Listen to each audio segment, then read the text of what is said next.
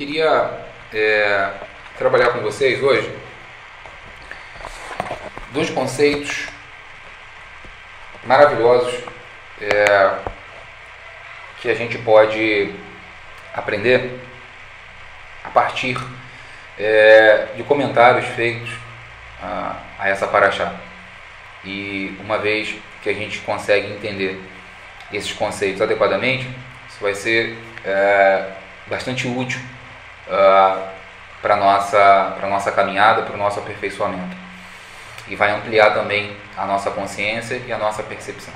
Então, essa paraxá que a gente acabou de ler, Vayet Hanan, fala-nos de quando Moshe está ali, ele continua diante daquela nova geração, como a gente falou na semana passada, ele está ali narrando fatos que haviam acontecido e com o objetivo de exortar aquela nova geração, com o objetivo de ajudar aquela nova geração a não cometer os erros que foram cometidos pelos seus pais ou pelos seus antepassados, que cometeram vários erros e sofreram as consequências desses erros. Então, aqui Moshe, nessa parte, ele fala sobre a súplica que ele faz para poder tentar, de uma certa forma, ver se ele conseguia revogar o decreto que havia sido dado em relação a ele de não poder entrar em Eretz Kenan, na terra de Canaã. Então, a paraxá começa com o verbo Vayet Hanan, no versículo 23 do capítulo 3 de Devarim, de Deuteronômio. Ele diz: Vayet Hanan el Adonai, Ba'et Ahi Lemor. E eu supliquei a Adonai naquele tempo, dizendo. E aí ele segue, contando como ele fez isso. O que acontece? E foi negado a ele. Ele não conseguiu. Ele não conseguiu uma revogação.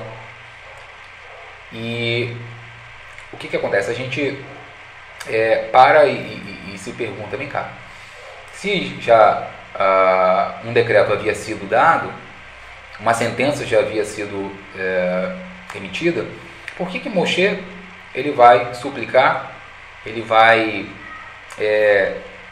tentar revogar isso daí? Se já havia sido dito para ele que ele não entraria, nem ele, nem Aharon, como de fato foi, Aharon falece primeiro que Moshe. E por que Moshe ardentemente, insistentemente, ele continua querendo, continua desejando com todas as suas forças entrar na terra de Canaã, em Eretz Kenan? E por que foi negado a Moshe isso daí? Mas é importante entender antes com base em que Moshe ele está suplicando para poder tentar ver se ele conseguia revogar o decreto que havia sido dado, que havia sido emitido, no caso lá das águas de Merivá. O que acontece? Em primeiro lugar, antes da gente falar disso também, é importante aqui aprender algo sobre Moshe, que Moshe nos ensina. A palavra Vayet Hanan vem do verbo Hanan, Het, Nun, Nun, raiz. E esse verbo, ele aparece aqui no grau Hitpael, quer dizer, na voz reflexiva. É um grau reflexivo, e esse verbo, nesse grau, ele tem o significado de súplica, ou de pedir, ou clamar por piedade. Esse verbo ele é muito interessante. Por quê? Porque quando a gente o analisa, a gente vai ver que ele é usado para descrever a ação de alguém dar alguma coisa para alguém que está necessitado daquilo, ou seja, alguém que presta um favor para uma pessoa necessitada. O que acontece? E essa pessoa que vai receber esse favor, quer dizer, está desprovida de méritos. Então, aqui o verbo é colocado no rit pa'il, nesse grau reflexivo, e é traduzido como e roguei ou e supliquei, mas o sentido é me coloquei diante do Eterno como alguém sem mérito, pedindo um favor. Quer dizer, em outras palavras, se a gente fosse entrar aqui dentro do contexto do nível Sod da Torá, da tradição da Torá Nistará ou da Kabbalah, Moshe estava pedindo Hesed. Moshe estava pedindo que o Criador atuasse com ele com bondade, fizesse um favor para ele, e ele está se colocando diante do Criador como alguém que não tinha méritos, e por isso ele está pedindo Hesed. Quer dizer, se fosse de outra maneira, o que ele faria? Olha só, eu já fiz isso, mais isso, e mais isso, e mais isso, você me mandou fazer isso, eu fiz, você me mandou fazer aquilo outro, eu fiz, você me mandou fazer aquilo outro, e aquilo outro eu também fiz. Está entendendo? Então eu tenho mérito diante de ti. Então, pelos meus méritos, por tudo isso que eu fiz, olha, conduzi esse povo, ensinei esse povo, suportei esse povo, arrisquei a minha vida, quase fui morto várias vezes. Então, pelos méritos que eu tenho, me deixa entrar na terra. Eu tenho méritos e por esses méritos eu peço. Não. Moshe faz o contrário. O que Moshe faz? Moshe se coloca como alguém que não tem mérito diante do Criador e pede humildemente que ele faça um favor para ele, como alguém que não tem mérito. Não é isso? Então, o que acontece? Nós vemos aqui a atitude de Moshe, mas não é uma atitude hipócrita de Moshe. Moshe não era hipócrita. Moshe era uma pessoa humilde. Humildade não tem nada a ver com hipocrisia. Apesar de que hoje as pessoas que se apresentam como humildes, né, estejam só se disfarçando, né, mas Moshe não tinha nada de hipocrisia. Moshe era uma pessoa humilde, uma pessoa anável, e é um modelo para nós. Então a gente precisa entender sempre mais profundamente as atitudes de Moshe. Como a gente viu semana passada, a questão da coroa do bom nome e a relação disso com Moshe. Presta bem atenção, quando Moshe aqui eles colocam como alguém sem mérito, ou como alguém que necessita do favor divino, do Hesed, da bondade divina, na verdade, ele entendeu uma verdade. Nós estamos diante do Criador sempre como devedores. Moshe está nos ensinando que nós devemos entender uma verdade, e é um fato isso. Qualquer coisa que você faça, você pode ser a pessoa mais bondosa do mundo, mais generosa do mundo, a pessoa mais justa do mundo, pode ser a pessoa mais sábia do mundo, com todas as virtudes que você quiser. Quando você está diante do Criador, você é um devedor. Davi disse: o que darei ao Eterno como pagamento pelas boas obras que ele tem feito para mim? Quer dizer, Davi está dizendo: eu não posso retribuir o que o Criador faz por mim. Está entendendo? Quer dizer, nada que eu faça poderá equiparar-se ao que o Criador faz por mim. Uma dessas coisas é a minha própria existência, gente. Mas eu fiz isso, mas aquilo. Mas você só fez porque você existe. E por que você existe? O que te trouxe a existência? Quem te trouxe a existência? E o que te mantém existindo? Você não poderia fazer nada se você não existisse. Você só faz porque você existe. A sua existência é uma pré-condição para você fazer o que quer que seja. A ação mais benéfica do mundo só pode ser feita porque alguém antes existiu. Porque alguém foi trago à existência. E foi dado todas as condições para essa pessoa, para que ela pudesse então fazer essa boa ação. Agora, quando, o que nós podemos fazer para poder retribuir à altura a nossa própria existência? Nada.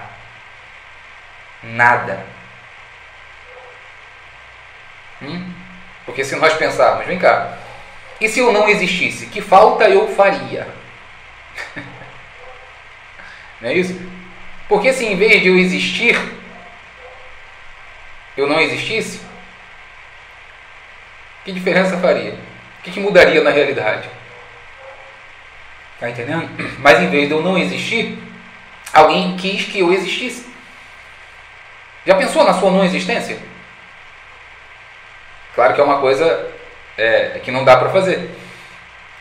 Mas veja bem, deixa eu pensar como seria se eu não existisse. Claro que seria uma abstração, porque para você parar para pensar como seria se você não existisse, você tem que existir para pensar isso, para fazer esse pensamento, para fazer esse raciocínio, essa reflexão. Não é isso? Mas, o que acontece aqui?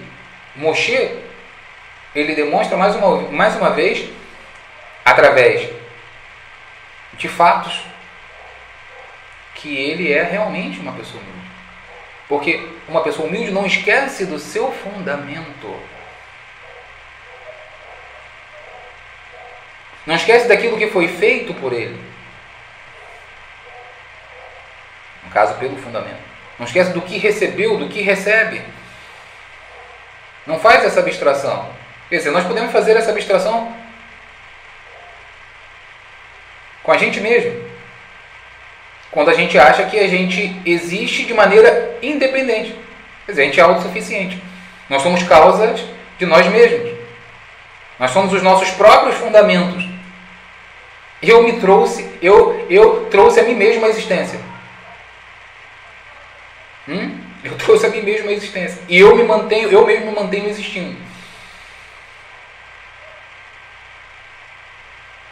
Mas eu não sei me explicar. Eu me autocriei. Eu sou a causa de mim mesmo, mas eu não consigo explicar nem o meu corpo direito. Na verdade, eu não consigo explicar o meu corpo.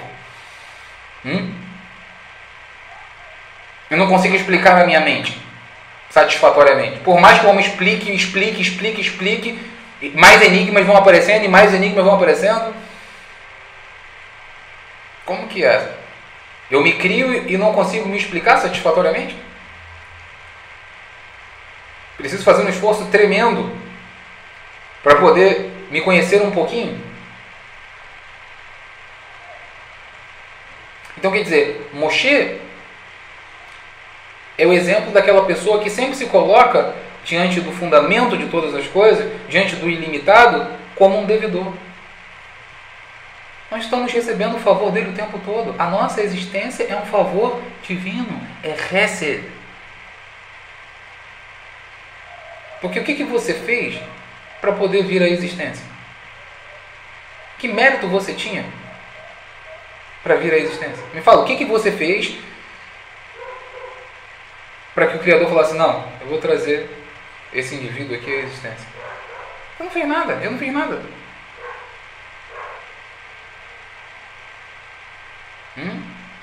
Então que história é essa de se colocar diante do fundamento supremo de toda a existência como alguém que tem mérito, cheio de exigências? Nós somos devedores, gente. Se fazemos alguma coisa, é porque Ele nos deu condição ou condições de fazermos aquilo. Isso quer dizer que não tem mérito? Tem mérito. Mas o que eu estou querendo colocar e ressaltar aqui é que o que são esses méritos diante das dívidas que temos para com o Criador? Nós não temos como pagar ou retribuir a nossa própria existência. É isso que eu quero que vocês entendam. Porque tudo que você faz com aquilo que Ele te deu.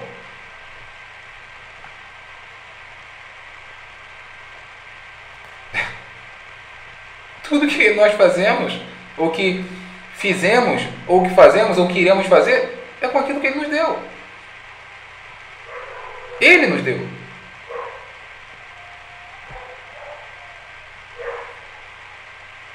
E não esquecer disso nos impede de nos ensoberbecermos. Não esquecer disso é fundamental para que nós não caiamos no abstracionismo humano.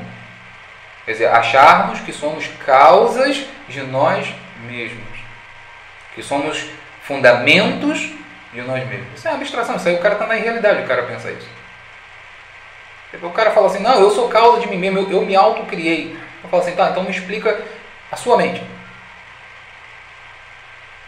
Me explica você. Me explica satisfatoriamente, por completo, um órgão do seu corpo. De uma maneira que nenhuma outra pergunta seja levantada após a primeira explicação que você der. O homem, quando ele explica uma coisa, surge outro enigma, e mais outro, e mais outro, e mais outro, e mais outro, e mais outro, mais outro, mais outro.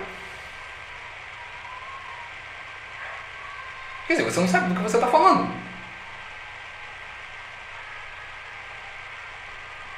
Que mais, meu filho? Daqui a pouco tu vai morrer igual todo mundo. Se você tivesse se autocriado, você acha que você ia deixar você mesmo morrer? Você ia dar um jeito. E outra, a todo momento, quando você estivesse envelhecendo, o que você faria? Você daria um jeito de rejuvenescer. As rugas estivessem aparecendo, você não ia lá fazer plástica. Você ia dar um outro jeito, porque você se conhece, você se criou, então você sabe todos os segredos. Você sabe como mover a coisa. É claro que isso é uma abstração, é claro que isso é uma ilusão, é claro que isso é orgulho besta do ser humano. Por quê? Porque ele não quer reconhecer a sua verdadeira origem. O seu verdadeiro Criador. Porque uma vez que você reconhece isso, não tem como você não ser grato. Eu poderia não existir, mas alguém, por algum motivo, quis que eu existisse.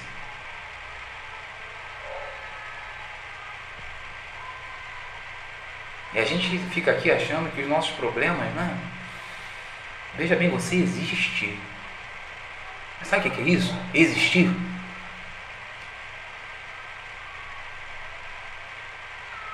Você só tem problemas porque você existe, meu filho. Se você não existisse, você não teria problemas nenhum. Mas também você não teria prazer nenhum, satisfação nenhuma, oportunidade nenhuma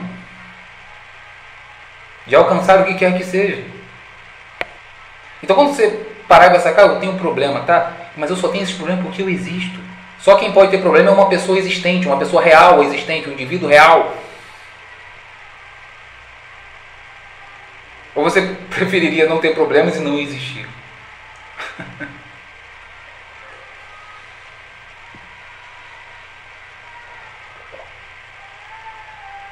Esse é Moshe?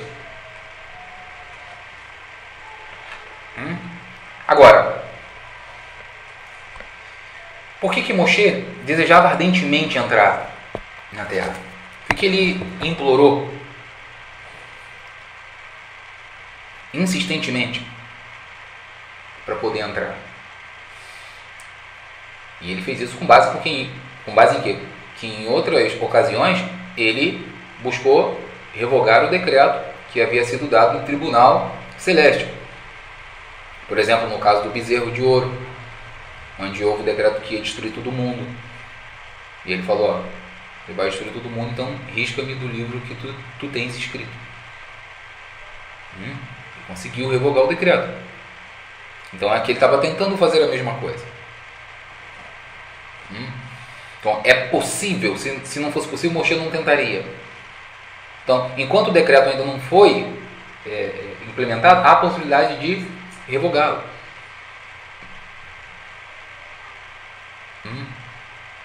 Tá? Por exemplo, é dito para Ezequiel, a Navi, o profeta Ezequiel, se eu disser para você ir lá e exortar alguém, houver um decreto de morte para aquela pessoa, e eu pedir para você ir lá exortar aquela pessoa, e você não for, e aquela pessoa morrer, quer dizer, o decreto foi executado, foi implementado, o sangue dela está sobre a sua cabeça, quer dizer, você é culpado pela morte daquela pessoa. Se você for e exortá-la, mas ela não te der ouvidos, então o sangue dela está sobre ela. Quer dizer, você é inocente da morte daquela pessoa. O que isso quer dizer? Quer dizer que havia um decreto de morte para a pessoa, foi dada a oportunidade dessa pessoa ser exortada, e a exortação tem como objetivo o quê? Levar aquela pessoa a uma reflexão, a conscientização de algo errado que ela fez, ou que está fazendo, para que ela possa, o quê? Mudar a sua maneira de pensar, tomar consciência daquilo que ela fez, ou que ela está fazendo, e mudar de atitude. Reconhecer o erro cometido, ou que está sendo cometido. Isso que se chama chuva. Então, e aí há uma mudança. Então, quer dizer, é possível isso quando acontece de fato, né? Então, Moshe estava tentando aqui uma espécie de revogação. Mas, o que estava movendo Moshe? Porque poxa, no nível de Moshe tinha um nível espiritual bastante elevado, alcançou um nível de consciência bastante alto. Poxa, morrer é lucro. Ou para outras dimensões, sair daqui desse plano, não é isso? Poderia pensar assim. Moshe insiste para poder entrar na Terra. Qual o motivo então? Por que foi negado? Bom, alguns motivos são apresentados, né? Mas primeiro vamos ver quais eram as motivações de Moshe, que é dito para nós em relação a isso. Então, as motivações de Moshe, segundo o que nos é apresentado nos comentários, é o seguinte, que as motivações de Moshe eram puramente espirituais. Quer dizer, Moshe queria entrar na Terra e estava insistindo, tentando revogar o decreto que foi dado, porque o que o movia era espiritual. Quer dizer, as motivações de Moshe eram motivações espirituais. O que são motivações espirituais? Essa é a pergunta. O que quer dizer motivações espirituais? O que é uma motivação espiritual? Quer dizer, para uma motivação ela ser considerada espiritual, o que ela precisa ter? O que ela precisa possuir? Não é isso? Porque se você tem motivações espirituais, você tem também motivações terrenas. Não é isso? Então, qual é a diferença? Bom, motivação espiritual, gente, é quando uma pessoa ela quer fazer alguma coisa, só que isso que ela vai fazer, o benefício que ela quer obter daquilo que ela está fazendo, aqui nesse plano, não é um benefício imediato. Estão me ouvindo? Estão me entendendo? Não é um benefício imediato. O que isso quer dizer? Vamos ver. Então, repetindo. Uma motivação espiritual. Quando uma pessoa vai fazer uma coisa nesse mundo e ela tem uma motivação espiritual, aquilo que ela vai fazer não tem como meta um resultado imediato. Por quê? Nós estamos aonde? Alma de Shikra, como dizem os sábios. Alma de Shikra, o mundo da mentira. Ou em hebraico, Olam HaSheker, o mundo da mentira. Mas nós temos o mundo da verdade. Olam HaEmet. Nós sabemos que a mentira, ela trabalha com atalhos. Não é isso? Você começa hoje, amanhã você já está no topo. Você, em 4 anos, você vira aí um mestre, supermestre, não sei o quê. Não é isso? Só que isso aí é uma ilusão. Agora, em que consiste ser realmente um mestre? Quanto tempo leva uma pessoa chegar a ser um mestre, um sábio, de verdade? O que isso requererá, exigirá dessa pessoa? Essa pessoa terá que abrir mão de quantas e quais coisas? Quantas e quais coisas essa pessoa precisará abandonar, se desapegar? Quantos sacrifícios essa pessoa terá que fazer para alcançar esse status, esse nível? Deu para entender? Agora, no mundo da mentira não é imediato. 2 aninhos, 3 aninhos, 4 aninhos. Não é isso? Aí você já está no topo. Então, prestem bem atenção, o Ronaldo colocou assim, com foco no mundo da verdade. Justamente, quer dizer, o amante da sabedoria, o verdadeiro amante da sabedoria, aquele que está buscando a sabedoria, que ama também a verdade, essas duas coisas são inseparáveis, ele faz as coisas visando o quê? Visando a eternidade. Então, ele não faz as coisas esperando um resultado imediato aqui na temporalidade.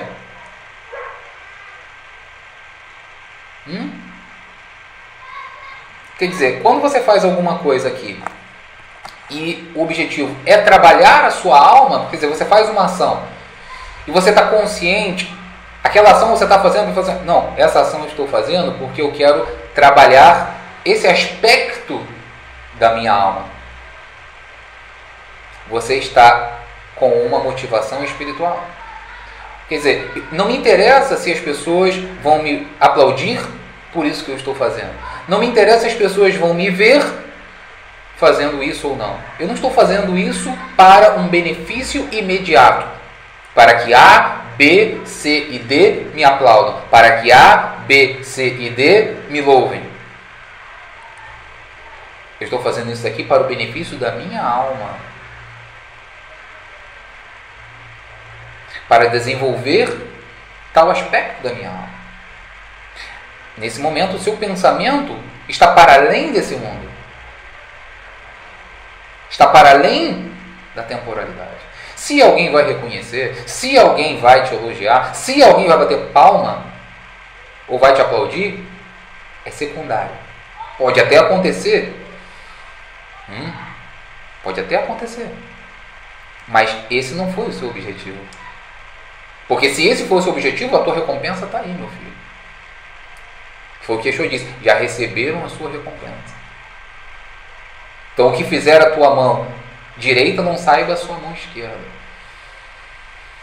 Porque aquele que vê em segredo, que está em segredo, que vê em segredo, te recompensará.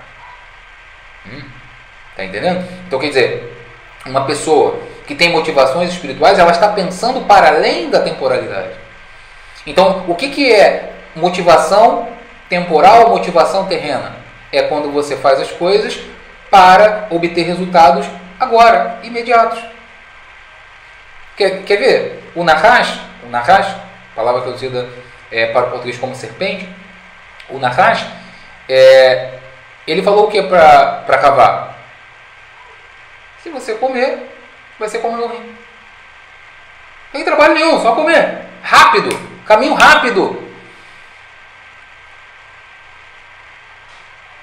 Rapidez, resultado imediato. Miojo, em 3 minutos está pronto, ou até menos. Estão conseguindo compreender isso? Então, por que Moshe queria entrar na terra? Porque Moshe queria um pedaço de terra? Porque Moshe queria desfrutar? Era isso? Era isso que fez com que Moshe implorasse com tanto afinco, com tanto ardor? Há um Midrash que apresenta os argumentos que Moshe apresenta para poder tentar entrar na terra, e aí o Criador coloca argumentos também, um longo debate, respeitoso, claro, entre Moshe e o Eterno. Moshe pleiteando com o Eterno, argumentando para poder tentar entrar na terra. Claro que é um Midrash. Mas a gente vê esse desejo ardente de Moshe por entrar. E alguém pode dizer, não, Moshe está querendo entrar porque Moshe quer desfrutar da terra, Moshe quer uma herança na terra. Não é nada disso. O que nos diz aqui é que as motivações dele eram espirituais. E quais eram essas motivações? Bom, Moshe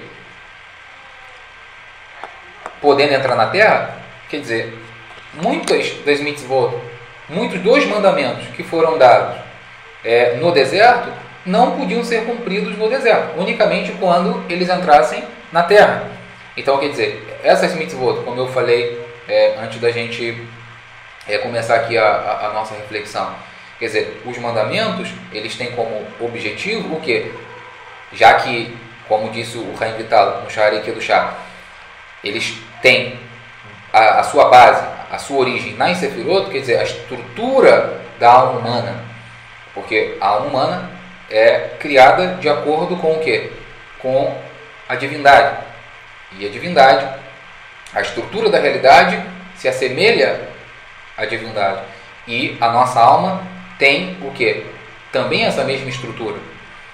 Então, as Sefirot, que dão origem às mitzvot, todas as mitzvot, todas essas ações, elas têm uma relação com algum aspecto da nossa alma. Então, as mitzvot, elas nos ajudam no nosso autoaperfeiçoamento, no nosso desenvolvimento interno. Então, Moshe tinha algumas mitzvot que Moshe queria cumprir, e que só poderiam ser cumpridas aonde? Na terra, quando eles entrassem na terra. Por exemplo, Maaser, os Maaserot, os dízimos, que deveriam ser produtos da terra de Israel, aqueles com os quais se poderia cumprir essa mitzvah. Por exemplo, a mitzvah da Shemitah, do ano sabático, as terumot, as ofertas sagradas, também que utilizavam elementos da terra, tinham que ser elementos da terra de Israel. Então, Moshe queria entrar, segundo esse ponto de vista, para poder cumprir essas mitzvot e poder, através dessas mitzvot, também ampliar o seu autoaperfeiçoamento. Por isso é dito que, inicialmente, que as motivações de Moshe eram espirituais. Quer dizer, Moshe, ao entrar, ele poderia se aperfeiçoar ainda mais, cumprindo as mitzvot que no deserto não eram passíveis de serem cumpridas. Deu para entender aqui? Tá? Então, por exemplo, uma outra mitzvah também que poderia ser cumprida só na terra, que era a mitzvah do Bikurim, quer dizer, a mitzvah, o mandamento das primícias, que eram dos primeiros frutos, que eram levados ao templo, ao Beit HaMikdash. Bom, outra coisa também Moshe queria era poder exortar aquela geração que iria entrar na terra a cumprir essas mitzvot. Quer dizer, estando ele presente, ele poderia ali de uma certa forma supervisionar e exortar aquela geração para que pudessem, uma vez instalados na terra, cumprissem com essas mitzvot. Então, isso é o que estava movendo Moshe a suplicar, ou isso foi o que moveu Moshe a suplicar diante do Criador, para poder tentar revogar o decreto de não entrar na terra. Quer dizer, em primeiro lugar, um autoaperfeiçoamento maior, podendo cumprir as mitzvot que não eram passíveis de serem cumpridas no deserto, na terra de Israel, e depois também ajudar aquela nova geração a poder cumprir também com esses mandamentos quando estivessem instalados na terra. Tá? Então, veja bem, esse era o objetivo de Moshe. Tá? Motivações espirituais. Então, lição número 1 que a gente precisa aprender antes de a gente continuar. Lição número 1 aqui com Moshe. Em primeiro lugar, a gente aprendeu a lição de que nós não devemos colocar diante do Criador como pessoas que têm muitos méritos, tá? Ou seja, como muito exigentes. Eu tenho muitos méritos, eu mereço isso, mais isso, mais isso, mais isso, mais isso. Mas termos consciência de que nós não podemos retribuir ao Criador pela sua bondade de ter nos trago e de nos manter existindo. E de nos dar todas as condições para podermos alcançar, uma vez que decidamos e que despertemos para isso, altos níveis de desenvolvimento.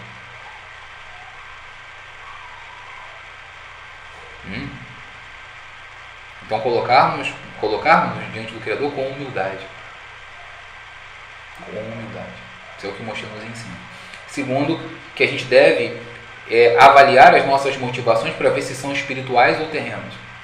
Se elas estão visando algo que vai para além dessa dimensão, tá? Ou se elas estão buscando algo imediato. Isso é outra coisa importantíssima. Porque isso muda tudo. Isso muda tudo. Tá? Então, continuando. Prestem bem atenção. Do mesmo modo que só podem ser observadas na Terra, essas mitzvot, Moshe também queria exortar os seus compatriotas, mas mesmo assim foi negado. Veja o que nos comentários é dito que Hashem, aspas, disse para Moshe. Hashem lhe disse: ainda que não entrarás, Hashem dizendo para Moshe, ainda que não entrarás, ou seja, que você não vai entrar, eu te darei por cumpridas as mitzvot da terra. Então Moshe queria muito entrar, o Criador sabia das suas motivações, mas mesmo assim foi negado para ele. Tentou de todas as formas, até os seus limites, até que o Eterno teve que falar para ele: para, chega, não é isso? Tanto que ele insistiu. Então o Eterno fala para ele: olha só, ainda que você não vai entrar, as mitzvot que você tinha o desejo ardente de cumprir ao entrar na terra, eu vou considerar como se você as tivesse cumprido. Aqui tem um conceito maravilhoso que eu quero ressaltar aqui para vocês. É um conceito que aparece em outras obras. Mais para frente a gente pode ver isso. Mas é o conceito aqui do quando eu desejo uma coisa. E o Zohar faz muita ênfase também nessa questão do desejo. A Kabbalah faz muita ênfase nessa questão do desejo. O que eu desejo? Quer dizer, o Zohar fala, se a pessoa não deseja ardentemente a sabedoria, jamais a sabedoria vai se apresentar para ele. A mesma coisa com a verdade. Quer dizer, tudo depende do desejo intenso que a pessoa tem. Quer dizer, esse desejo é como um imã que vai atrair de cima ajuda ou do mundo espiritual, do mundo, dos mundos de Kedushá, dos mundos de santidade, ou, se ela deseja coisas negativas, ela vai atrair ajuda dos mundos de Kelipot, dos mundos de impureza. Então, o desejo do ser humano é uma coisa muito importante. Lotarmod, Esheterer, não desejarás a mulher do teu próximo. Por que não? Por que não? Quer dizer, o desejo, quando eu começo a desejar alguma coisa, eu estou emitindo para o universo ondas. E o que eu vou atrair?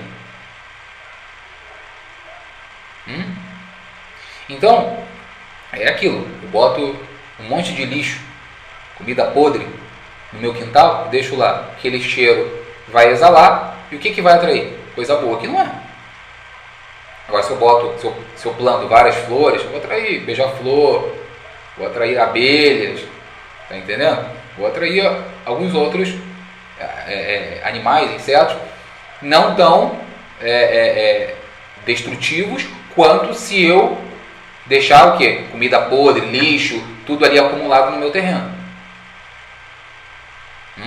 Então, dependendo do que eu desejo, que eu estou desejando ardentemente, é o que eu vou atrair. Mas preste bem atenção. Por que foi dito para Moshe, aqui, segundo esse entendimento, por que o Eterno disse para Moshe, eu vou considerar como se você tivesse cumprido essas mitzvot? Quer dizer, ele não vai entrar. Ele queria muito cumprir, mas não cumpriu, não teria possibilidade de cumprir, não foi revogado o decreto, mas vai ser considerado para você, vai ser considerado como se você as tivesse cumprido. Então aqui você tem esse conceito. Quando você quer muito uma coisa, mas por algum motivo você é impedido de fazer, por algum motivo divino, e no mundo espiritual se sabe que você realmente desejaria fazer aquilo se não tivesse aquele impedimento divino que os céus colocou para você, por assim dizer, você ia lá e ia cumprir com aquele desejo, então é considerado como se você tivesse cumprido, ainda que você não chegue a cumprir. E esse é um conceito que há na literatura da tradição de Israel. Quer dizer, por exemplo, alguém quer muito no outro dia ir lá ajudar com um dinheiro ou com algum alimento alguém que está precisando. Ele quer muito isso. Está entendendo? É um desejo real, um desejo sincero. Mas aí no outro dia, quando ele acorda, ele não aguenta levantar da cama. Ele não aguenta dar um passo. Ele ficou impedido de ir. Por algum motivo dos céus, veio aquele problema sobre ele, aquele problema de saúde, ele não está conseguindo nem levantar da cama. E ele, infelizmente, não foi. É considerado como se ele tivesse ido. Quer dizer, ele ganha o mérito como se ele tivesse praticado a ação. Porque o desejo dele era sincero e real, e se aquilo não viesse dos céus para pará-lo, ele teria ido de fato. Deu para entender? Então, esse aqui é o conceito.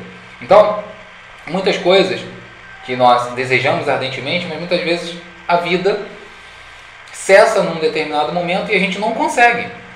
Mas a gente queria muito, e se tivesse mais tempo de vida, a gente faria. A pessoa morrendo é como se ela tivesse feito. Por isso que aquela coisa diante da morte, a pessoa toma consciência das coisas, não é isso? E aí vem aquele desejo ardente de ter feito tudo diferente, né? Poxa, eu errei, não era para ter feito assim, mas há um desejo real de ter feito tudo diferente. Ela morreu, não dá mais tempo. Quer dizer, se é contactado que ela realmente desejava, e se ela tivesse mais tempo de vida e não foi dado para ela, ela iria fazer tudo aquilo que realmente naquele momento ali ela desejou fazer, aquilo ali é computado para ela. O que vai acontecer do outro lado é uma outra história, mas que é computado é porque esse conceito aqui, que foi considerado por Moshe como se ele tivesse cumprido, mesmo sem ter cumprido, mas porque ele teve o desejo ardente e que só não satisfez esse desejo porque houve um impedimento divino. Então esse é um primeiro conceito. O segundo conceito é o seguinte, presta bem atenção. O Criador diz ainda para Moshe: mas ainda te recompensarei por todas as mitzvot que os filhos de Israel observarão na terra de Israel, pois você os instruiu. Quer dizer, a outra motivação de Moshe, o outro porquê, ou a outra razão de querer entrar na terra ardentemente era poder instruir aquela geração, exortar aquela geração para que cumprissem os mandamentos que só podiam ser cumpridos na terra. Então, Moshe também ficaria impedido disso. E ele tinha um desejo ardente disso. Então o Criador fala para ele: olha só, você vai ser recompensado com o quê? Com todas as mitzvot que os filhos de Israel cumprirem quando eles estiverem já na terra. Por quê? Porque você os instruiu. Quer dizer, você apresentou para eles essa instrução. Então, ao cumprirem essas mitzvot, esses mandamentos que você apresentou para eles, então você tem participação nisso daí, nesses méritos. Então aqui, esse conceito eu chamo de mérito compartilhado. Tá? É um outro conceito importante também que aparece na tradição de Israel. E eu dou esse nome, é o nome de conceito de mérito compartilhado. O que é o mérito compartilhado? Uma vez que você ensinou uma pessoa uma coisa, tá? Você ensina para a pessoa uma coisa, e aquela pessoa bota aquilo em prática, os méritos da ação que ela pratica não só cabem a ela, mas também você tem participação naqueles méritos. Deu para entender? Só que o que acontece? Isso também serve para o oposto. Mas ensinar, gente, presta bem atenção, as pessoas hoje elas focam muito no ensinamento verbal, que é o que a gente está fazendo aqui, o ensinamento verbal. Só que você pode ensinar com o seu exemplo, que é o ensinamento mais adequado. Ou sabe, ensina com a sua vida. Porque, na verdade, se você ensinar uma coisa para uma pessoa verbalmente, mas você faz outra, aquela pessoa, na verdade, ela não vai te ouvir. E mais, ela não vai acreditar que é verdade aquilo que você está falando, porque se nem você faz, por que ela vai fazer? Você não tem condições, você não tem mérito para poder ensinar. Por isso que o Senhor falou: aquele que transgredir o mais pequeno desses mandamentos e ensinar os homens a fazer o mesmo, será cortado do reino do céu. Não será chamado de menor no reino do céu, será cortado. Essa é a tradução do aramaico. Será cortado do reino dos céus. Mas aquele que cumprir e ensinar, ele será chamado grande no reino dos céus. O que quer dizer? Primeiro cumprir. Porque se você não cumpre e ensina, dois erros. Primeiro, hipocrisia, e depois que você vai fazer as pessoas tomarem asco daquilo que você está ensinando. Você vai fazer as pessoas verem aquilo ali como mentira. Porque se fosse verdade, ele estaria cumprindo, pelo amor de Deus. Se nem ele cumpre, então não deve ser verdade, coisa nenhuma que ele está falando. Então tem peso o que você faz. As suas palavras ganham peso, ganham substância, ganham energia mediante o que você faz. Ainda que seja verdade. Mas se é verdade, você vai cumprir. Se é verdade, você vai fazer. Se não é verdade, você não vai fazer. Então suas palavras perdem força. São palavras vazias e não surtem efeito em ninguém. Então, o que acontece? Por que a Torá de Moshe teve a influência que teve? Porque ele era um exemplo. A gente viu a coroa do bom nome semana passada.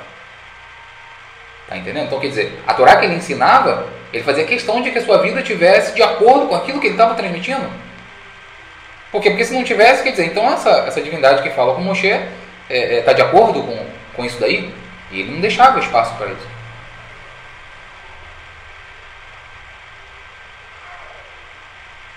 Então, o que quer dizer?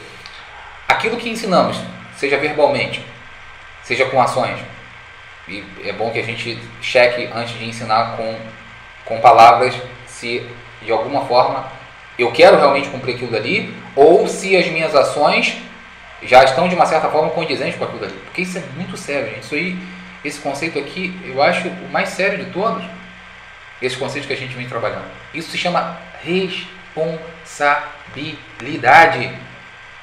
Responsabilidade. Temos que ser responsáveis. Quer dizer, ser responsável é uma característica do homem adulto, não é de criancinha, não. O homem adulto tem que ter ciência do alcance das suas ações e das suas palavras. Quem não consegue compreender isso, que tem longos alcances, o que você fala e o que você faz, é o que? É criancinha. Ainda não entrou na realidade da vida. Ainda não está no mundo real. Deu para entender? Então a gente se torna adulto quando a gente toma consciência da nossa responsabilidade. Quer dizer, eu estou falando isso aqui, mas a minha vida, eu quero colocar minha vida em harmonia com isso, ou a minha vida já está de uma certa maneira em harmonia com isso. Senão é melhor não falar. Porque eu vou causar isso aí na pessoa. Porque a minha palavra está desconectada da minha ação. Então essa palavra, ela tem uma energia negativa. Então vai fazer as pessoas o quê? Olharem aquele ensinamento, ainda que seja verdadeiro, de outra maneira. Tem um outro efeito. Deu para entender? Então quer dizer, aquilo que nós ensinamos com as nossas ações, por quê? Porque quando você age, tem gente te olhando, mesmo que você não saiba. Tem gente te olhando. E se aquela pessoa olhou você e falou, e com base no que você fez, ela olhou e falou assim, eu vou agir assim. Você tem participação no erro dela, porque você serviu de modelo. Então você pode servir de modelo para o bem, e você pode servir de modelo para o mal. A pessoa olhou para você e falou, tem gente que te tem como referência e você não sabe.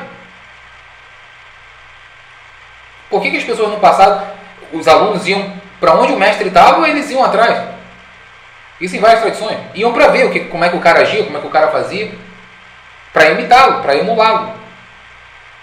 Já que o cara não sabe como é que ele faz isso, como é que ele faz aquilo outro, como é que ele lidar com a esposa, como é que ele cuida disso, como é que ele faz aquilo outro. Para olhar, porque depois o cara vai ensinar. Hoje a gente tem essa coisa, né, de canal do YouTube, de não sei o que, ninguém sabe o que o cara faz. Mas se ele não faz nada daquilo que ele fala, pode ter certeza que as palavras dele que estão entrando no seu ouvido vai ter algum efeito estranho.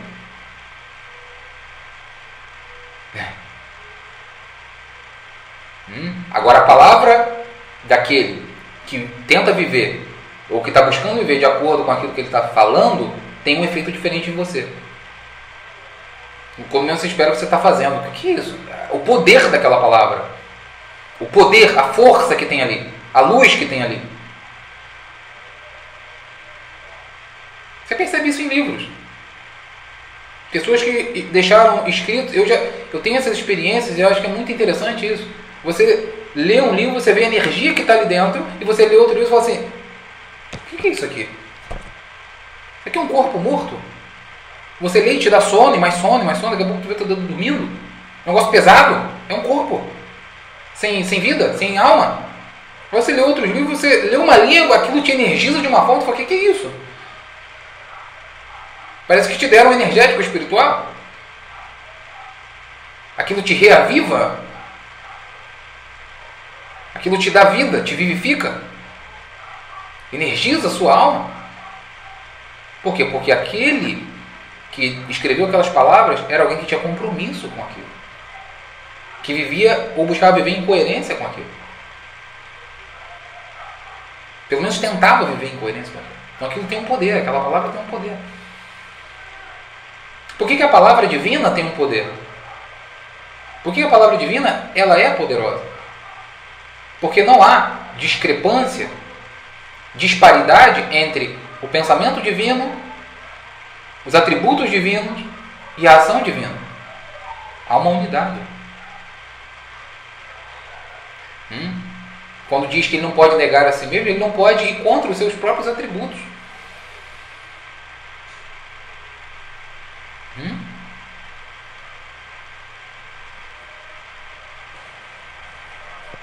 Bom, então são dois conceitos aqui importantíssimos. Tá? Então, uma ação má que a gente faz e alguém, Deus nos livre, olha para aquela ação e fala, ele fez, então deve... E vai lá e faz também, ainda que eu não saiba, eu tenho participação naquele erro. E uma boa ação que você faz, às vezes você não está vendo, tem alguém te olhando, você não fez para ninguém te ver, mas alguém te olhou. Aquela pessoa, aquilo de bom que ela fez, baseado em você, também você tem participação, mesmo sem saber. Mesmo sem saber. Então, isso aqui é um conceito importantíssimo. Tá? Então, primeira razão de por que foi negado para Moshe não entrar. Tem várias razões, eu vou apresentar aqui algumas, tem muitas outras que não estão aqui. Tá? Cada uma deve ser avaliada e o importante aqui é tentar entender por que essas razões foram apresentadas como razões. Tá? Primeiro, uma das razões de por que o Eterno rejeitou as orações de Moshe foi para ensinar às futuras gerações que ele compensa cada pecado. Ou seja, o que isso quer dizer? Que nada fica impune. Então, aprenderão da morte de Moshe a não transgredir a palavra divina. Então, quer dizer, segundo esse ponto de vista, a razão de por que a súplica de Moshe não foi atendida, o decreto não foi revogado, para ensinar a geração seguinte que nada fica impune. Tá? Nada fica impune. Nada. Quer dizer, o atributo de justiça não deixa nada passar em branco. Não é isso? As pessoas fazem as coisas, esquecem que fizeram, quando vêm as consequências, gritam injustiça. 2. O Eterno reconheceu como vantajoso para a geração do deserto haver enterrado Moshe entre eles. Então, Hashem fez Moshe ser enterrado junto com a geração do deserto, a fim de que seu mérito os protegesse e assegurasse sua ressurreição em Terriat Mitim, a ressurreição dos mortos. Quer dizer, segundo essa percepção, o Criador viu que seria importante Moshe ser enterrado junto à geração do deserto, porque fora da terra de Israel, para que seus méritos beneficiassem aqueles que morreram no deserto, segundo esse ponto de vista. Aqui eu não estou dizendo qual é certo ou qual é errado, só estou apresentando o ponto de vista. Aqui no Brasil você apresenta um ponto de vista, você ele é adepto daquele ponto de vista, eu estou apresentando o ponto de vista. Quem quer a verdade tem que ver todos os pontos de vista, depois fazer variadas análises em torno de cada um. É que no Brasil as pessoas não gostam de estudar, não gostam de pensar, não gostam de refletir, então se apega à primeira coisa que vê pela frente. Não é isso? Aí depois quem fala contra ou apresenta outro ponto de vista é inimigo, ele quer matar. Não é isso? Então são inimigos realmente da verdade, do conhecimento, da sabedoria. Né? Então, aqui tem uma coisa interessante, porque tem um conceito aqui, que é o conceito o quê? Dos méritos de um tzadik poder beneficiar outras pessoas. Quer dizer, quando Yeshua diz assim, que hoje muitos querem colocar como algo absurdo, que isso não faz parte do pensamento, da tradição de Israel, e não sei o quê, né? Não sabe do que estão falando. Quando Yeshua fala assim, aqueles que crerem em mim, eu os ressuscitarei no último dia.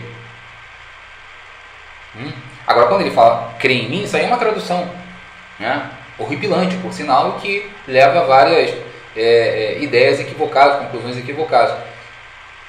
Yeshua era alguém que pertencia à tradição de Israel, então ele pensava como um israelita, correto? Então quando ele fala de crer nele, você tem que entender, calma aí, quais foram as palavras que ele usou. Ele não usou a palavra crer, e muito menos com o sentido que os brasileiros hoje a utilizam, não é isso? Então, a palavra que ele usou em aramaico, com certeza tinha a sua relação com o hebraico emuná. Então quando ele falou aqueles que têm emuná em mim, o que ele quis dizer? Ter emuná em alguém significa fazer o que alguém disse para você fazer. Quer dizer, ele ensinou, ele mostrou com o seu exemplo, porque ele não só ensinava verbalmente, mas ele vivia de acordo com o que ele ensinava, porque senão ele seria hipócrita, e jamais um hipócrita poderia ser sábio, e jamais um não sábio poderia ser uma Mashiach. Como que uma pessoa que pretende guiar a humanidade, né, a uma ascensão de consciência pode ser um não sábio, pode ser um tolo e um hipócrita. Não é possível, não é isso? Quem vai querer seguir um tolo, quem vai querer seguir um hipócrita, quem vai querer seguir uma pessoa que não dá o exemplo daquilo que ele disse que é verdadeiro? Então, não seria possível isso. Então, quando ele fala aqueles que creem em mim, ou que crerem em mim, ele está dizendo aqueles que tiverem emuná em mim, ou seja, aqueles que seguirem o meu exemplo. Por quê? Porque em outras palavras, se você confia nele, que ele está ensinando coisas que são verdadeiras, então você vai seguir aquilo que ele ensinou. Seguindo aquilo que ele ensinou, você vai estar fazendo o que ele fazia, porque ele ensinava o que ele vivia, ou vivia o que ensinava. Então, em outras palavras, ele está dizendo aqueles que seguirem o meu modelo, que seguirem o meu exemplo, como ele disse em outro lugar, como está relatado em outro lugar, que ele teria dito, basta para o Talmid ser como o seu Rav, basta para o seguidor seguir o exemplo ou o modelo do seu líder, do seu Rav, ou seja, daquele de quem ele aprende, que ele tem como modelo. Rav significa alguém grande em Torá, quer dizer, não sabe, alguém virtuoso, alguém que alcançou um alto nível de similitude com os atributos do divino, não é isso? Então, é disso que ele está falando. Mas, de uma certa forma, nem todos conseguem, mesmo aqueles que desejam, alcançar um nível tão alto e, de repente, alcançar todos os méritos que precisariam para poder ressuscitar no último dia. Então, como eles tentaram e como eles se apegaram a esse tzadik, então os méritos desse tzadik favorecem essas pessoas. Como aqui o mérito de Moshe, segundo esse ponto de vista, favoreceria aquela geração do deserto. Deu para entender? Então, o conceito está dentro da tradição de Israel. Isso já foi mostrado incansavelmente. Não tem nem tempo para a gente fazer isso aqui de novo, né? Mas a gente vê aqui de novo presente esse conceito. E terceiro, que é apresentado outro motivo. Outro motivo é que a época da liderança de Moshe havia chegado ao seu término, segundo o plano divino. Então, outro motivo porque a oração de Moshe não foi, a súplica de Moshe não foi atendida, é porque havia acabado, segundo o plano divino, o tempo da liderança de Moshe. Quer dizer, as coisas, elas têm um tempo. Não é isso? Quer dizer, ao mesmo tempo que é decretado que você vai desempenhar determinada função, também pode ter sido determinado já o fim disso daí. Até quando você vai exercer determinada função aqui nessa dimensão. Está entendendo? Então, quer dizer, a pessoa às vezes está num caminho e ela acha que vai ficar naquilo ali para sempre. Mas pode chegar o tempo do término daquilo dali e a vida dela dá uma reviravolta. Como Yosef no Egito, José, Yosef, o que aconteceu com ele? Ele foi para a cadeia, acusado de estupro, injustamente, e chegou o tempo, não é isso? Chegou o fim daquele decreto que fazia com que ele estivesse preso ali. Então ele saiu e se tornou vice-rei do Egito. Não é isso? Então havia acabado aqui o tempo da liderança de Moshe e era a hora agora de entrar Yehoshua em cena. Tá? Então não dava mais. Tem até uma explicação que é apresentada onde se diz que Moshe falou: não, então deixa Yehoshua como líder, eu vou como cidadão comum. Veja Moshe, né? Veja quem é Moshe. realmente é um modelo para nós, principalmente nessa geração tão hipócrita, tão arrogante, né? Tão amante de si mesmo, tão amante de si mesma, né? Tão idólatra de si mesmo. Então Moshe diz, deixa eu entrar como cidadão, não precisa ser como líder não, já que acabou o meu tempo de liderança, deixa Yehoshua aí, eu entro aqui no meio do povo e vou como cidadão. Não é isso? Mas aí foi negado a ele, não, foi dito para ele, um rei entra no palácio como rei. Então, isso aí não vai dar não. Não é isso? Porque mesmo que ele quisesse entrar como cidadão, as pessoas logo iam perceber, porque não dá para você ficar escondendo na luz muito tempo. Não dá para esconder o sol durante muito tempo. Não é isso? O sol vai aparecer. Né? Então, Moshe ali no meio deles, ali como cidadão comum, todo mundo ia ver Moshe e não ia adiantar. Né? Daqui a pouco ele estaria na liderança de novo. Então, essas são algumas razões de por que a súplica de Moshe não foi atendida. Tem muitas outras, mas busquei destacar só essa. Mas o mais importante hoje dessa nossa reflexão foram os dois conceitos que a gente trabalhou. Tá? Então, reflitam sobre esses dois conceitos. O conceito do desejo, tá? O conceito do desejo e o conceito de que, da participação dos méritos.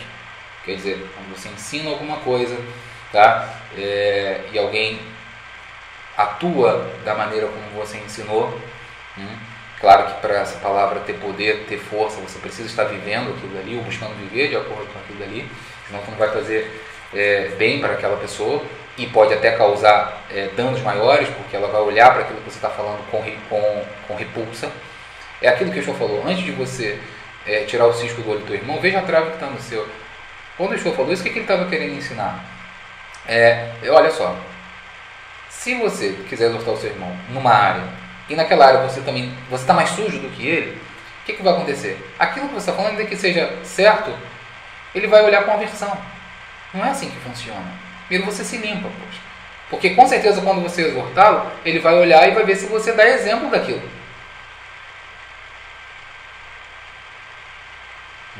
Não é isso? Então assim, essa questão de você ter participação naquilo que as pessoas fazem, até mesmo sem você ter enunciado verbalmente esse ensinamento, mas com as suas ações, boas ou más, você vai ter participação nisso daí. Isso é muito importante para o nosso desenvolvimento espiritual, a gente entender esses dois conceitos. Tá bom? Então espero que tudo que a gente falou hoje, tudo aquilo que a gente teve a oportunidade de aprender, graças ao Sagrado Bendito seja Ele, seja útil para as nossas vidas e possa produzir crescimento para nós. Tá bom? Então, fecho por aqui.